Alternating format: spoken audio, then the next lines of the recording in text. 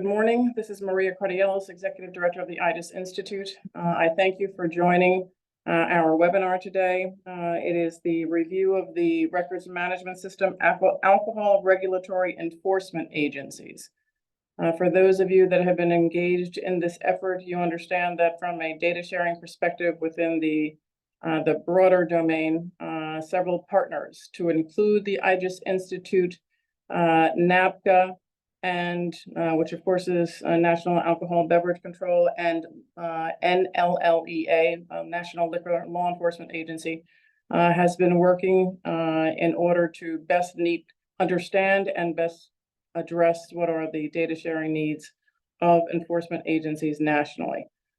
Just from a housekeeping perspective, we are taping this session, so if anybody has any objection, please let us know. We typically like to have these webinars available on our website in order for individuals that might have missed the session to be able to take part in it or to learn from it as well.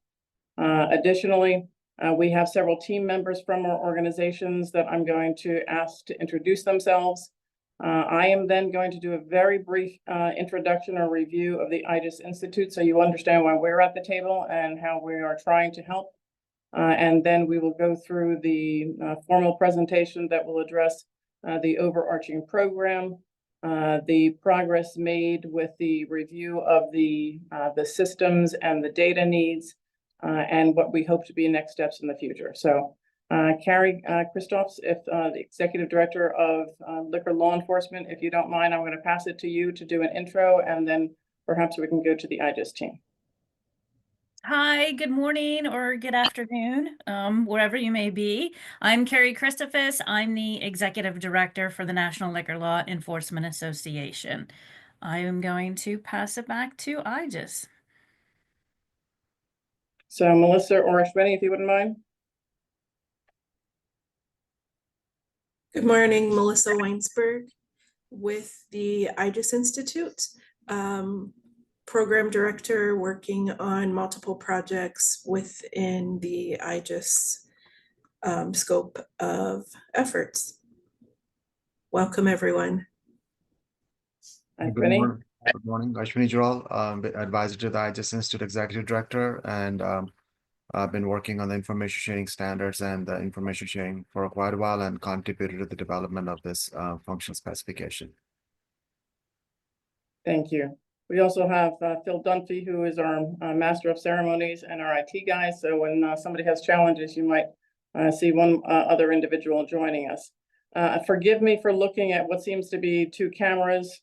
Of course, we have to have some technical challenges. So I am going to, if you would forgive me, I'm going to share my slides, which will then provide us the opportunity to review the IJIS Institute. Make sure this is working well. I'm going to hope that everybody sees the intro to IJIS slides. Phil, if you can confirm that for me, that would be great. Yes, we can see Maria. Wonderful. And I'm just going to put this in slide mode and see if that works. Not so much, but that's not going to be a showstopper. So a couple of things. First of all, again, only to explain why we're at the table. The IJIS Institute is a 23 or 24-year-old 501(c). That is a private nonprofit organization that was seeded by the Department of Justice and Bureau of Justice Assistance, originally and fundamentally to better the communication and the working relationship between what were the justice practitioners a couple of decades ago and those service providers or vendors that were supporting the data sharing mission. So in those days, it was primarily the CAD and the RMSs. For those of us that are old enough to remember those days, there were still challenges from a data sharing perspective, but there were fewer ways to do it. And sometimes the requirements development process, the development of a proposal process, the procurement process were even more challenging than they are today. To that end, 24 years later, we are now referred to as a collaboration network. And what that means is we have increased and refined some of the services that we provide over time. And because of how our lives have changed in 20 years, we have met many of the man-made and natural disasters and subsequent data challenging needs, data sharing needs during those efforts. Always the organization and the collaboration community is about meeting and understanding the operational priorities and then ultimately ensuring the safety and the health of our communities. When I refer to a collaboration network, I want to be very clear and explain what is a differentiator for the IJIS Collaboration Network. It is not only the justice practitioners, but it is also the industry representatives. So that is on a federal, state, county, local levels, including tribal. That is academia, that is statisticians, that is procurement representatives. That truly is the multiple domains and communities of interest that have a stake in the game in order to share information and in order to share data in order to best meet their operational priorities. How we then accomplish that goal is by understanding the many policies that exist from a federal, state, local level, and many more. How, unfortunately, very often they are not mirror images of one another, and they sometimes conflict with one another, which makes it very hard for agencies at the local level or jurisdictional level or state level to then comply and not have challenging processes in place. To understand the processes within an individual organization or how they correspond or align to neighboring agencies. So if you're talking about the classic law enforcement agencies, it could be neighboring cities or townships. When you're talking states, there may be additional differences that overlay on top of that. But how do we, from a broader community, because our world is so small at this point, how do we, from a broader community, look for the common denominator and ultimately understand the data that we decide to appropriately share and then do so without changing how we do our business? Ultimately, from a technical perspective, the IJIS collaboration community urges and supports what are information sharing standards. And what that means fundamentally is that we are the organization nor our community are about proprietary solutions. We seek to achieve what is interoperability with standard bridges and bridges that we consider those abilities to be able to not modify the investment or waste the investment that an individual agency and or jurisdiction may have already made within a product, but then be able to ensure that interoperability between them. Without spending too much time on any of these details, and I certainly will offer this slide deck for anyone who is interested, and we'll make sure that it's available to you. Because of all those world events that I made reference to, again, they unfortunately have changed our lives, whether it was 9/11, Katrina, Sandy, the pandemic, the ever-changing evolution of technology on a dime, all the way from not having a remote phone to now we are in an AI world that is understanding the utility of the skill and of the technology, through to the changing times of our elections and of school safety. As I mentioned before, IJIS has tried to step up its game in order to meet what are those evolving operational challenges and need to share information. Each of our milestone initiatives that are over these two slides that I will not go into in detail represent different initiatives within different domains across public sector that ultimately was enabled with the support and understanding of those policies, whether they were either in place or then developed as model policies for agency usage.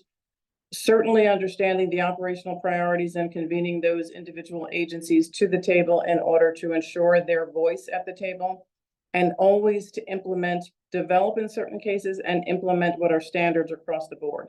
So whether it was in the law enforcement space, the victim assistance jurisdiction, the Homeland Security with the suspicious activity report, gang intel, health data sharing, NCSX, which is really the NIBRS conversion that some of you may be very, very familiar with, or ultimately project interoperability. All of those are just examples of what over the several decades the community supported in order then to reflect our support of these domains that then are depicted in front of you. Though we started with the classic justice practitioner focusing on law enforcement, we obviously grew to, expanded to, and hopefully well support the communities within criminal justice, public safety, homeland security, health and human services, critical infrastructure, and ultimately education. And when we refer to education, we're really speaking about school safety issues that unfortunately has become part of our daily vernacular in our lives. That collaboration community that I mentioned again is all about the public sector partnership with the private sector, represented at different levels, bringing the standards organizations to the table, bringing all the membership organizations to the table. Our lives is filled with technology and with acronyms. So for those of us that have been part of this group for many years, the IACPs of the world, the MTCAs of the world, the NACIOs of the world, the NLLEAs of the world, the NABCAs of the world, all of this is very familiar to us, but they represent different constituent groups that are voices within our collaboration group. We ultimately convene those groups depending upon the initiative that we are addressing. We collaborate on what is the priority of our solutions, the phases of our solutions, the development of standards and specifications, and create a solution that then is piloted and ultimately implemented, hopefully nationally in most cases, but certainly within the communities of interest. We have what are committees that then ultimately and regularly bring together both, I should say, all of those representatives from individual domains to not only prioritize the issues and the concerns and the challenges of the day, but then collectively address those. And typical services, I see these as representative services, whether it's TA and training, whether it's program or initiative management, whether it's that policy analysis, or whether it's tech advisory services that we can provide at any level, whether it's those committee engagements, or whether it's a whole host, it's very hard to put these things on one slide, whether it's a whole host of different initiatives and or events that we deliver on an annual basis. That could be one or two main events, and I say main events because there's several hundred individuals in the room, whether they are biannual domain events, which in this case we have a corrections forum coming up for those that might be interested in the December timeframe. And then we have several topic-specific events. So whether that speaks to a particular domain, whether that's a cybersecurity issue, whether that is an artificial intelligence issue, whether that's a substance use disorder issue, all of those are specific to the needs and always about what are the players at the table and the priorities that are at the table. So I'm going to stop sharing. I'm going to see if there's any questions that individuals might have with regard to the slides or the IJIS organization. And Phil, I'm going to rely on you to see if there's any hands up because I'm working the two screens. So far, there's none. I'll let you know. All right. I also want to ensure that we are recognizing NABCA at the table. Because I cannot see my attendance list, I don't know who we have from NABCA. I don't want to ignore what is a critical partner at our table. Carrie, maybe you could help me out and tell me who we have from NABCA, because certainly I would like to give them the opportunity to introduce themselves as well. I should have done that at the top of the call, but I don't want to disrespect them. We do have Kadar Donge from NABCA on the call. All right, Kadar, you want to say a couple of intro words? Shall I put you on the spot or shall I just recognize you? Okay, I'll take that silence as. Yeah. I just hello everybody. Kadar Donge, public policy analyst with NABCA. Happy to be a part of this. Thank you, Kadar. I appreciate that. So Carrie, if you don't mind, since there's no questions, I'm going to pass it over to you. I've stopped sharing. I believe that means that now Phil will share his screen and then walk through the slide deck on what is the focus of our discussion. Okay, thank you, Maria. That was a great introduction. I always have loved to hear about IJIS Institute and all the work that they're doing and the collaboration that they have with other agencies. You can go to the next slide, Phil. So I just want to give you some brief background as to the why we embarked on this project. You know, NLLEA and NABCA came together and, you know, just give you a little bit of background as to the why. Why did we come together? Why did we find this project important and what we're hoping to gain? So back in 2019, there was a U.S. Supreme Court case, Tennessee Wine and Spirits Retailers Association versus Thomas. In this case, the court put the states and alcohol regulatory enforcement field on notice with its landmark ruling, where it found Tennessee's residency requirement for a new alcohol beverage license unconstitutional.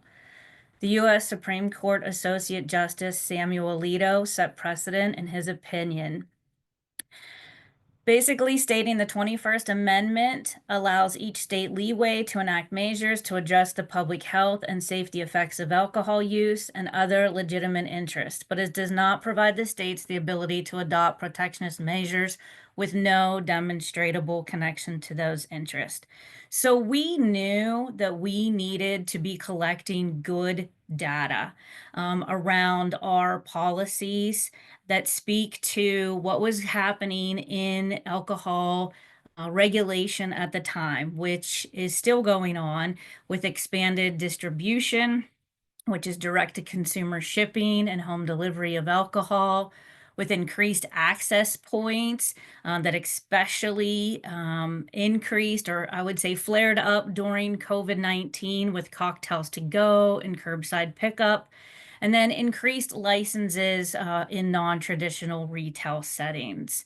Next slide, please. So we started to do a literature review looking at alcohol regulatory enforcement and how they collect their data. In that review, we noticed there was a huge lack of resources around alcohol regulatory enforcement and how alcohol is a factor in crime and how data is collected around that.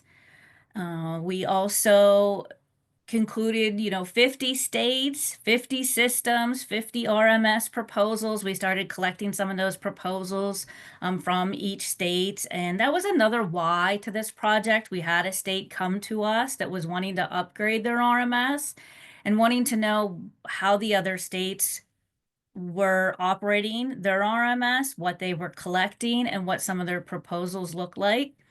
And during the literature review was when we were introduced to the IJIS Institute. Next slide, please. And also part of that literature review, we came across the standard functional specifications for law enforcement records management systems, which again introduced us to the IJIS Institute. And we thought, wow, wouldn't it be great if we could have the same for alcohol regulatory enforcement data? Next slide, please. So one of the first things we did after the literature review was we surveyed our states and we collected data. We looked at the demographics, the type and size of our alcohol regulatory agencies, the level of enforcement authority, whether they have criminal authority or whether they might not have criminal authority, what their RMS vendors are currently, what is the data that they're currently collecting with liquor licensing, with compliance and enforcement, and the adjudication process, and then also that coordination of information sharing. So every state is very different in how their alcohol regulatory enforcement is set up. Some are their own entity, their own enforcement entity.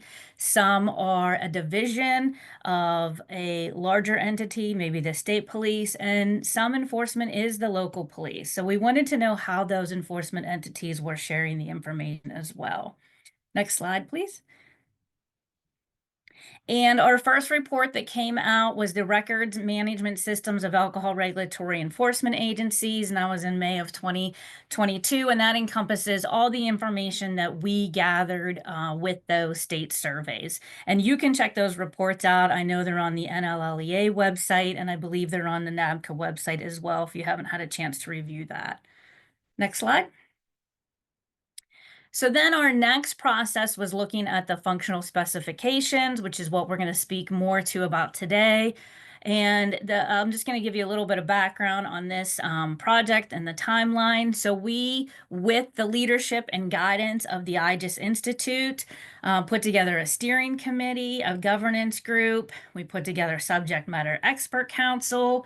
We identified priorities and challenges across states, trying to create that big picture of data priorities and challenges.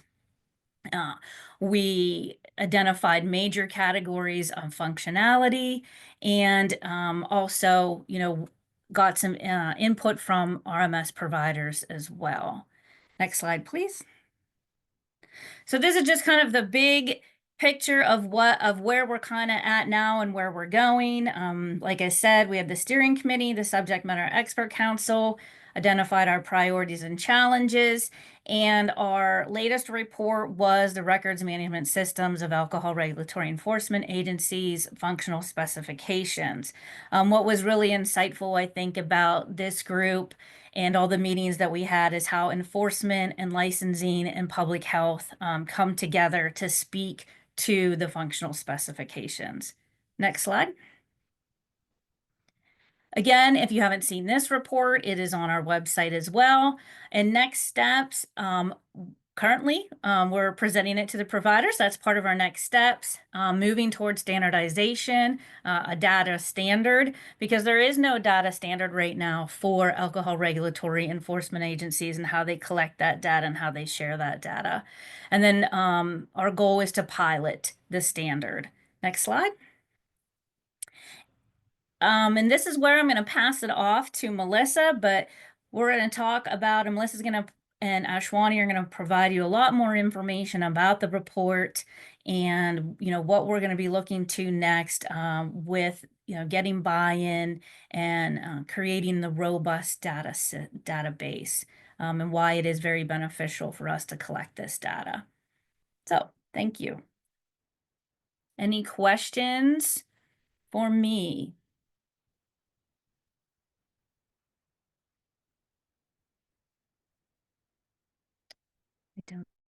None as of right Hearing now, none. Carrie. Okay, thanks. No problem. Thanks, Phil.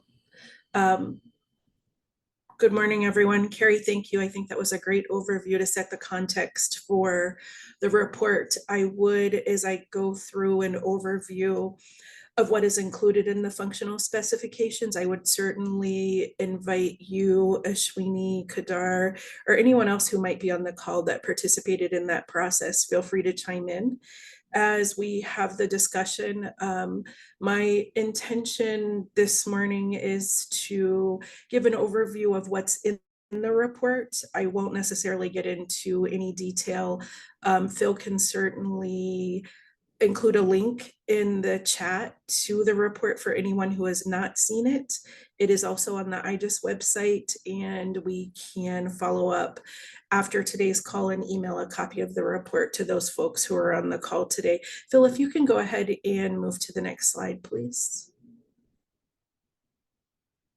And first, I want to talk about the purpose of the report. As Carrie mentioned, our goal here really is to document what are functional specifications for alcohol regulatory enforcement and licensing RMS systems, just in terms of helping to assess the process for accepting applications for new alcohol agencies, organizations that will be selling alcohol, and monitoring those to ensure they are complying with state rules and regulations. As you review the report, one of the things that you'll find is the report is going to provide a great guide or tool for you to focus on assessing the state of current RMS systems for those entities that already have a system in place. It is also a great guideline for states and organizations that are looking to upgrade current systems and or replace a current RMS system. Our goal with the report was to provide what are a minimum set of core functional requirements. Phil, go ahead. Next slide, please.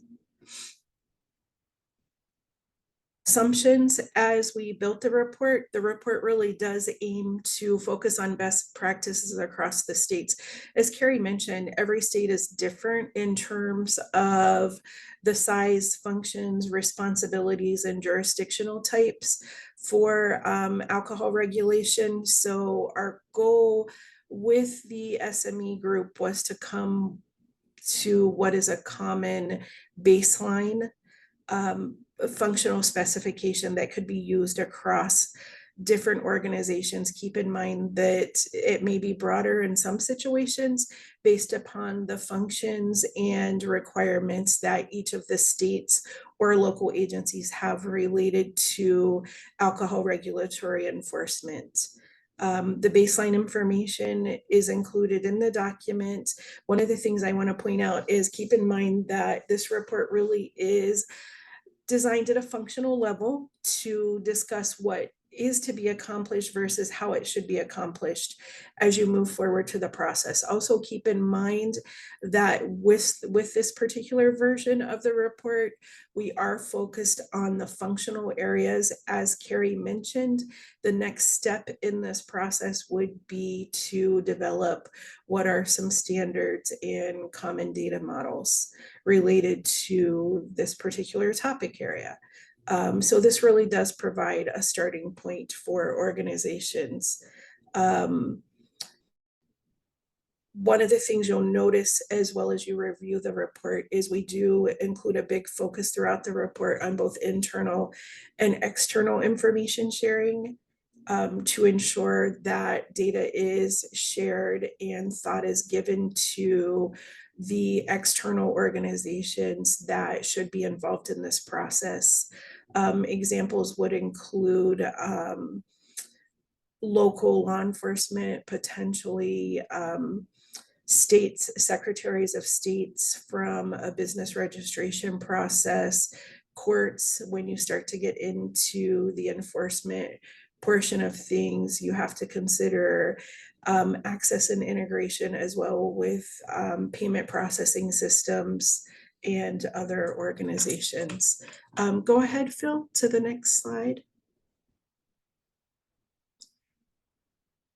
So when we went through the process of developing the report, the steering committee worked together to determine what key functional areas should be considered for the report. And the following areas we focused on were the new license application, focusing on submittal of the application, the review and decision process, issuing of the new license.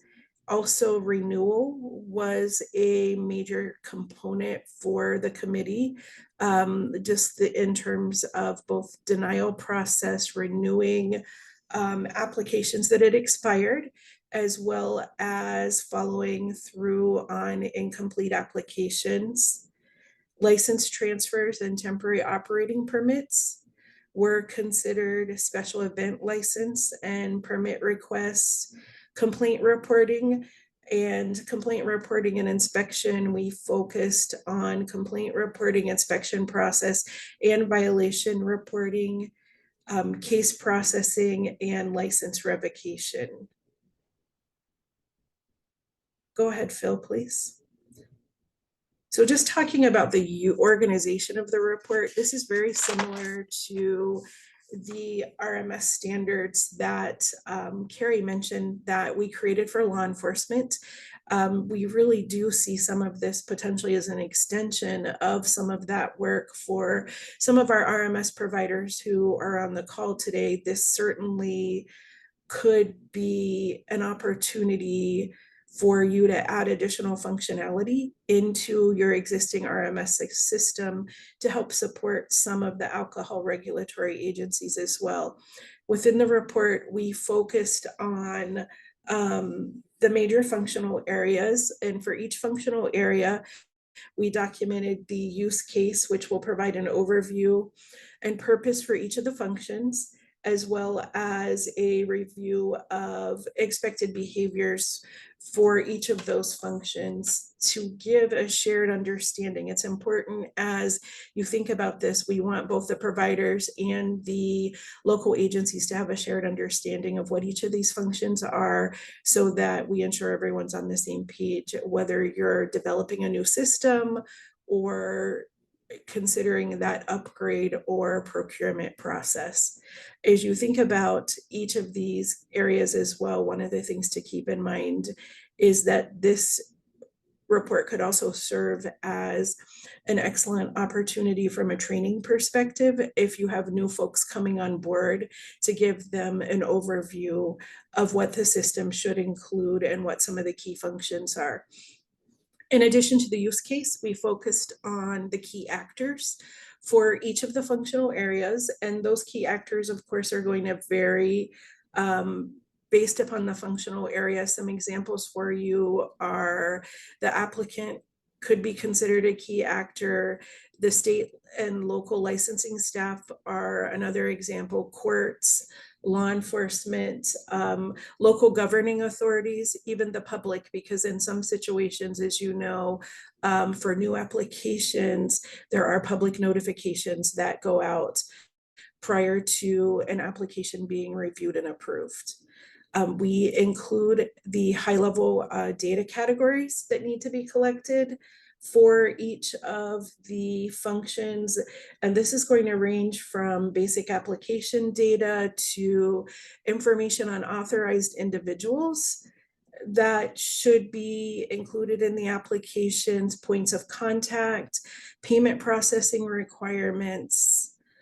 Supporting documents are important. So, you know, part of the application process, a major part of the application process, involves the ability for the applicant to upload all of the supporting documents that are required, including leasing agreements, proof of ownership of the business, identification documents, liability insurance, and others. Background checks is another example that many states require as part of the process for application and application approval.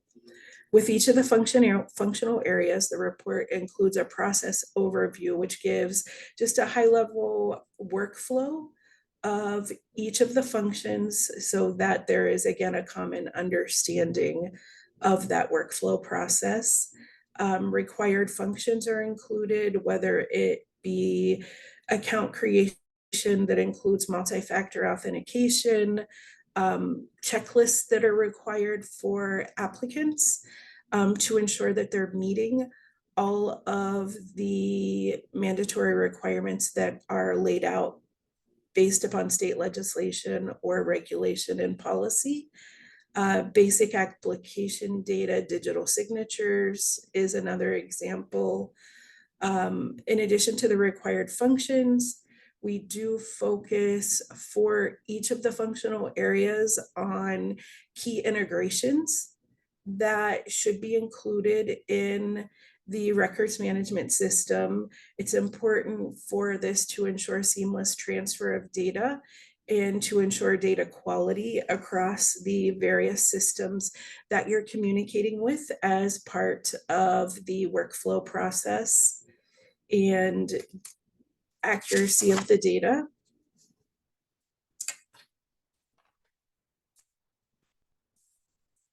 In addition, it certainly helps to streamline the collaboration and efficiency as your work flows throughout the system. The report also includes a section on other areas of consideration and some general recommendations. Ashwini is going to cover this. We focus on security, interoperability, as well as some important components related to dashboarding and reporting too. And then, of course, the next steps are included. So go ahead. Ashwini, I'll turn it over to you. Thanks, Melissa. So as Melissa said, some of the things that we thought was important is as part of the functional specification as you're designing or implementing your application, that some of the things that we need to make sure that all the agencies are following the proper cyber hygiene. And also we separate the remote access out of cybersecurity, because one of the things that was brought to our attention was that how different folks will be coming in, and especially with some agencies also having the policy of bring your own device and people connecting remotely, that we need to pay special attention to that in the design and implementation, that there needs to be first a policy around remote access. how folks will be accessing this system. And then as part of that, what are some of the considerations that need to be in place, including multi-factor authentication that should be part of it. So we actually have called that out in the spec, but also as part of the cybersecurity. So from cybersecurity perspective, we align the report to two main standards.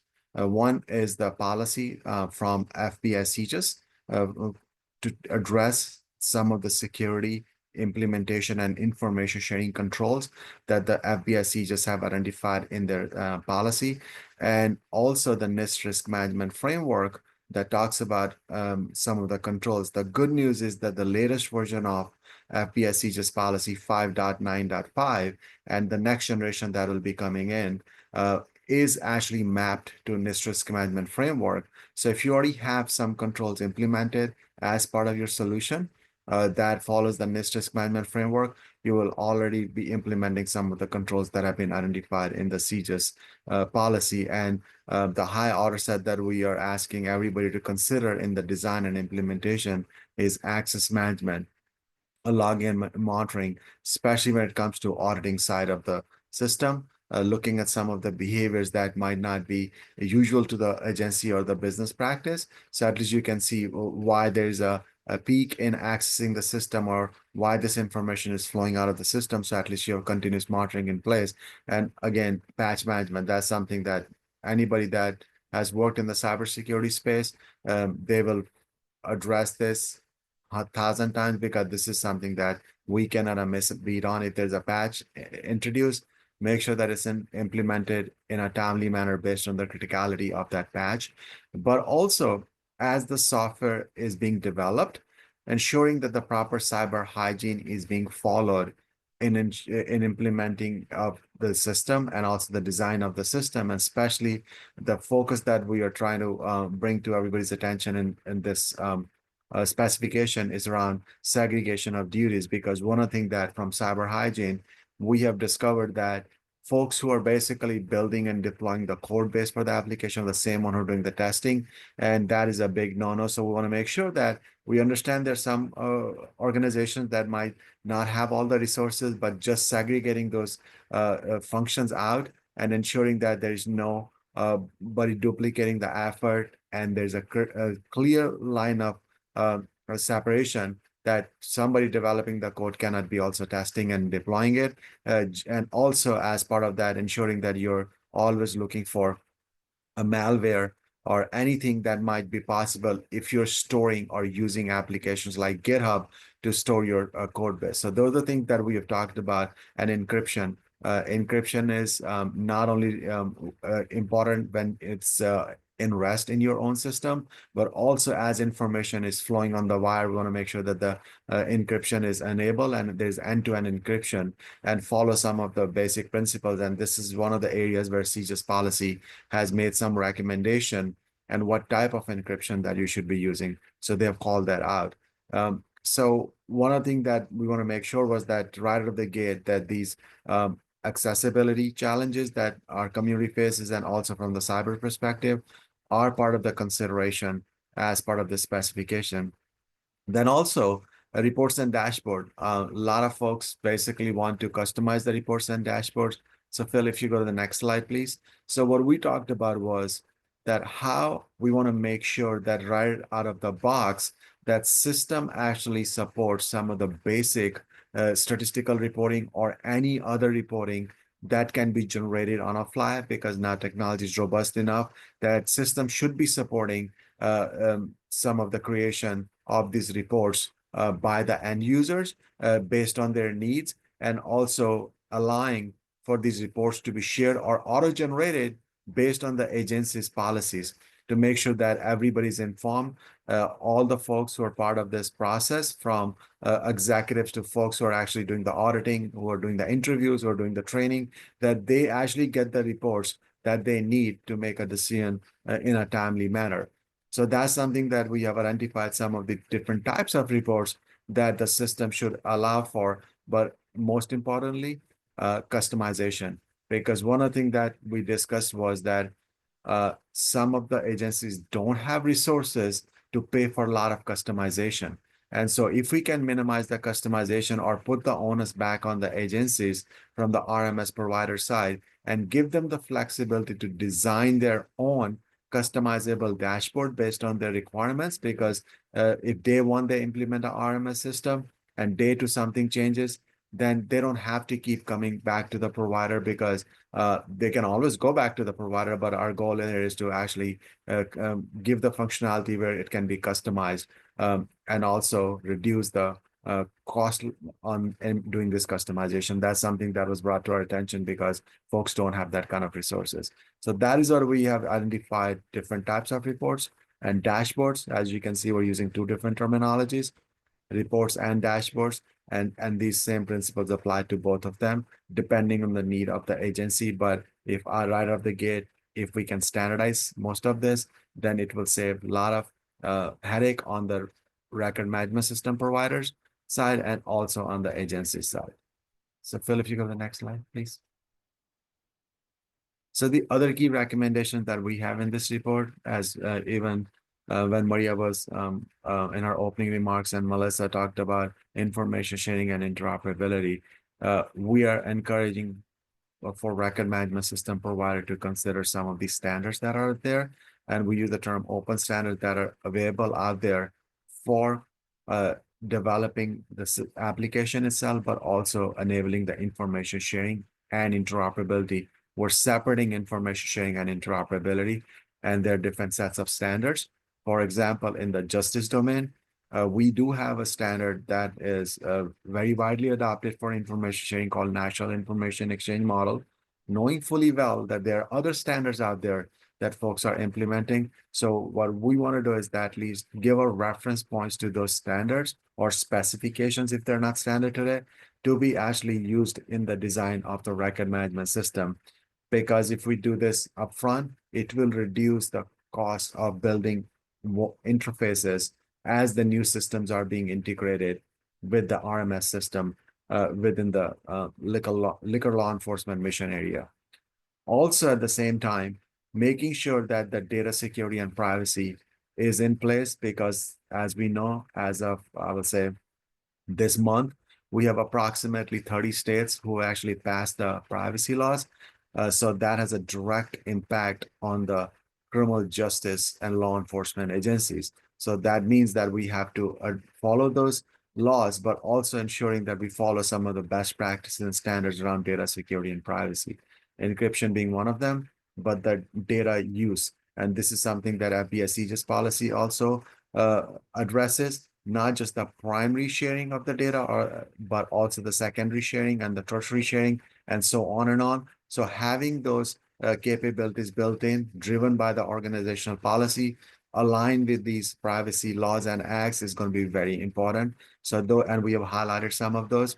And since the mission also collects financial payments, and not only we have to comply to policies like CJIS and privacy acts, but also now we have to follow the industry standards like PCI compliance and those kind of things. So we have identified those standards to make sure that all of those are considered, since payments will be collected and there will be a PII data collected for folks who are requesting the license, including the folks who are actually doing the investigation on these things, who are collecting the complaints, and also doing the site visit for audit purposes. We got to protect everybody's information. And the reason when Melissa was talking, Melissa used the term common data model, that we are striving toward creating that common data model so we can reduce the data issues when it comes to data quality from time the data is entered, from the time data is shared, or the data is enriched with other data sets. We want to make sure that we do address that in this common data model, so that can actually help the record management system folks to actually use that to design their RMS system. So there's no guesswork. There's no saying, hey, what does this field mean? How we basically bring this other information together and how we're going to basically display it on all of those things. So that is where we are hoping to actually build the common data model to address the data quality issue. As we all know that we have a lot of challenges around that topic in criminal justice ecosystem. So that is what we're hoping to achieve, is by creating that common data model. So at this point, I will turn it back to Maria to talk about the next slide, which is call to action. So Phil, if you can go to the next slide, and Maria.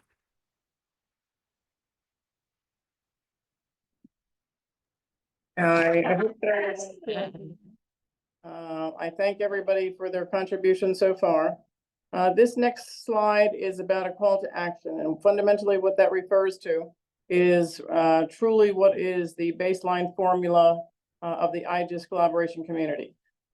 In the development of the specification and the standards in general, typically what our pattern is to engage and invite service providers and local law enforcement agencies specific to this community in this example, to then volunteer to participate in what would be the implementation of those specifications, both from a tool perspective and then from a process perspective within the agency. Needless to say, the objective of the exercise is to test both the process issues, the resulting policy issues, if any are subsequent to that, but most importantly, the technical solution and where there may be modifications in process.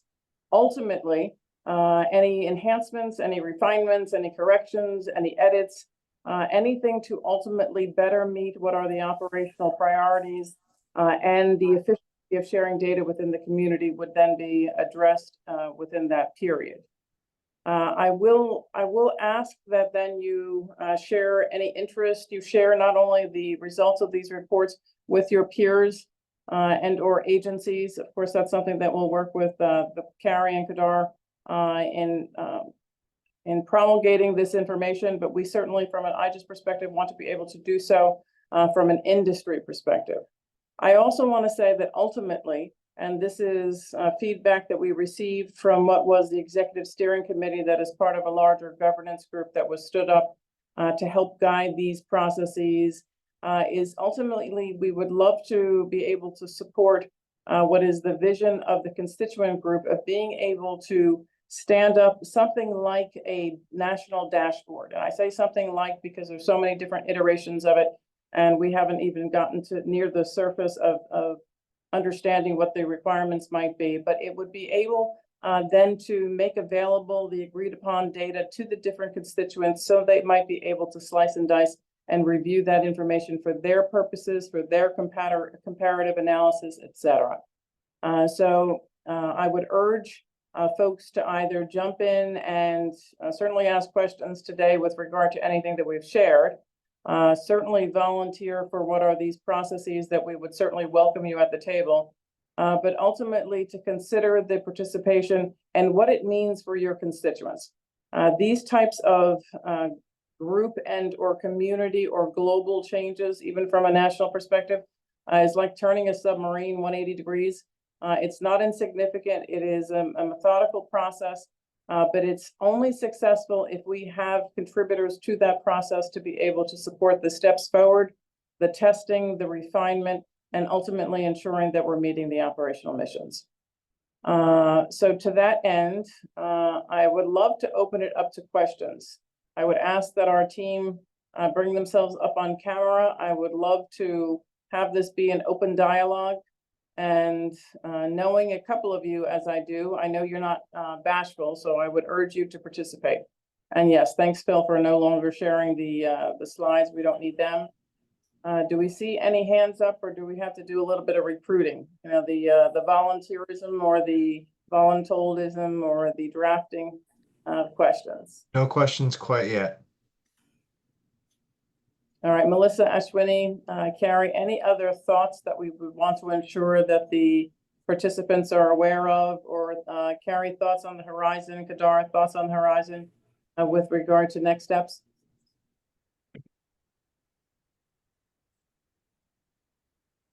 I think Go ahead, Kadar, or Ashwini, go ahead. the only thing I was going to ask for is if folks can review the specification document, right? Give us the feedback, and if there's anything that they think needs to be included, let us know. And also, what are the thoughts around design, and especially now, since Maria used the in your opening remarks, are artificial intelligence, right? Everybody's talking about that. So it's going to definitely have an impact. So when we wrote this functional spec, we were not thinking about the AI use case in this context. But if there's anything that folks can share with us, that'll be helpful. Excellent point.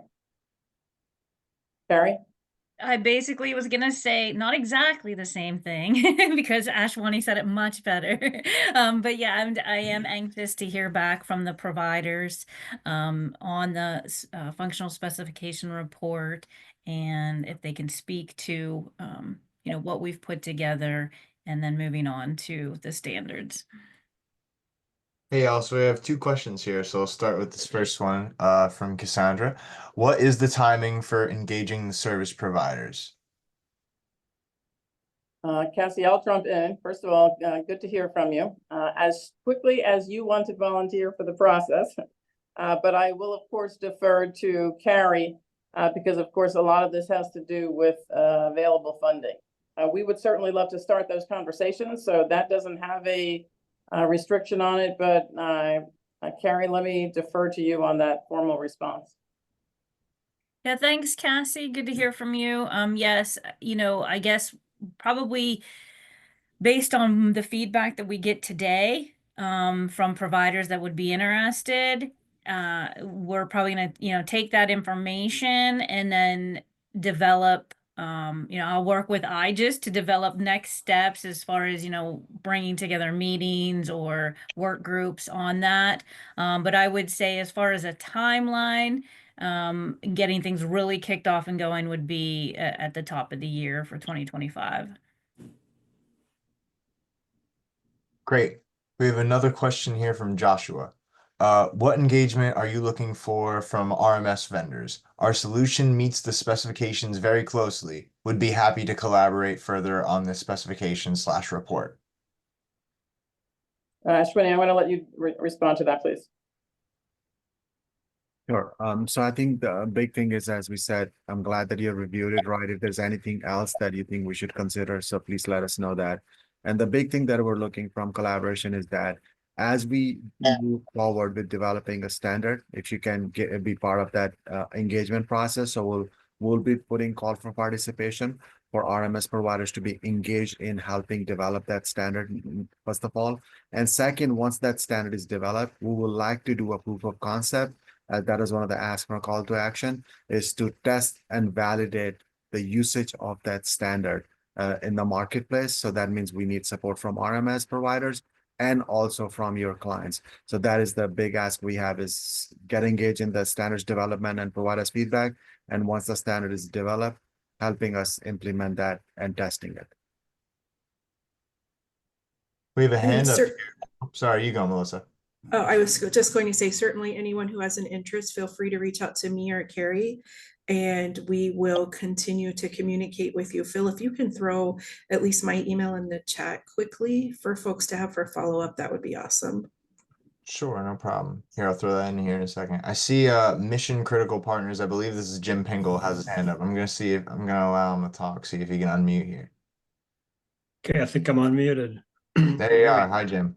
Okay, yeah, I just wanted to, great to hear the RMS community is ready to jump in. And I know, you guys have been dealing with this community in a lot of your implementations already. Just to reinforce what Ashwini said about the common data model, the importance of, and that's what IJIS is all about, all this coming together and buying into a standard way and a standard way of modeling the data as we interact between RMS and these licensing systems. So appreciate it. Good webinar. Thanks for the invite, guys. Thank you. Any other questions there, Phil? Yeah, we got two more here. Another one from Cassandra. How receptive have the state agencies been to the national database concept? National databases in quotes, by the way. I was going to say, that's where I would sort of put a little bit of a caveat. I don't know that we will ever want or would ever recommend a national database. I don't, and Cassie, I think that we have not yet worked with an agency that we can get into the details of how we might connect with them, because there's many different alternatives on how to do so. Some that are, I won't say more archaic than others, but that's the thought that came to mind, and others that can still be extremely secure and meet all the requirements, while then being able to share something via a portal. So I don't think we have that information yet. Ashwini, if you want to share some of the experiences we've had on the past, but generally speaking, this is really more about executive vision and frankly, the availability of resources to support the implementation. I think the topic that we have discussed is from the reporting perspective, right? So if we standardize it, then we can actually have a collection mechanism where we have one point to collect the reports. So it's like statistical reports, right? And all of those things, we can do that. The reason from our experience, we basically stay away from these national repositories, national database because of the cost of maintenance and operations going forward. And that is what we're looking about creating a standard. So it's a distributed system across the nation. If we all agree and buy into the standard, then we can actually move in the direction of having that standard and everybody's speaking the same language and using the same standard. And then we can still collect the data in a manner in that distributed environment rather than having everybody put their data sets for that purpose in the national repository. Because the big thing is technology is changing so fast, and then the big thing is the overhead in maintaining these data warehouses or the repositories. Absolutely. Awesome. I think we have one comment here from Jim that I'll read. Standardizing the data model, a standard that enables any implementation database to contribute and share data. No need to standardize database structure if we do that right.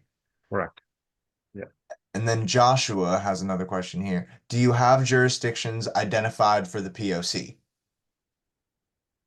We do not, but if you are aware of any that you would like to either have the initial discussion with or provide them our contact information or suggest that they reach out to us, we are more than open to any of those possibilities. All right, as of right now, that was the last question. We'll see if there's any other hands that come up or anything else. Who I might call on, and I don't, there were 3 representatives that were registered from CSI Technology. The reason I'm pulling them is because I haven't recalled them being in our sessions before on this topic. So there was a Scott Plummer, Tom Kenny, Paul Genovese. Gentlemen, anybody that has a perspective or initial reaction to some of these concepts that you wouldn't mind sharing? And yes, I know I'm putting you on the spot. I just allowed Scott Plummer to talk. What was the other names, Emma Marie? Sorry about that. And Paul Genovese. Paul Genovese. Let's see. I'll ask them to unmute. Powerful button. Mm-hmm.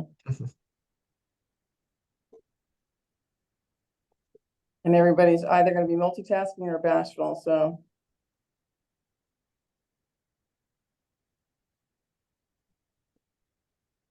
All right, because they are bashful, the only other question I'll put out there, and it really is globally, and if anybody would like to answer this question, then I will ask you to just raise your hand and Phil will unmute you, is I do see that we have several different practitioner organizations that were at least registered. And again, I can't toggle to see who's on and who's not. But we had several different individuals, either from different sheriff's offices, Attorney General's office. Erica, I don't know if you're with us, Erica Smith from BJS, Colorado State Patrol.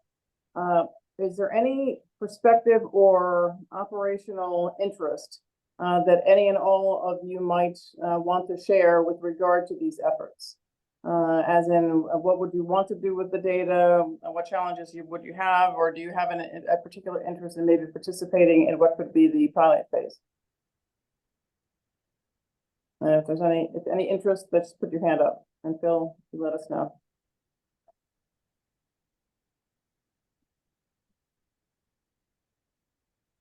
Nothing yet. Okay, all right. In that case, I am going to ask if there's no input from the audience, and I never want to abort that if somebody finally jumps in, so let me know. But any input from the team, any final thoughts? Because if not, then I will kick it over to Carrie and let her close.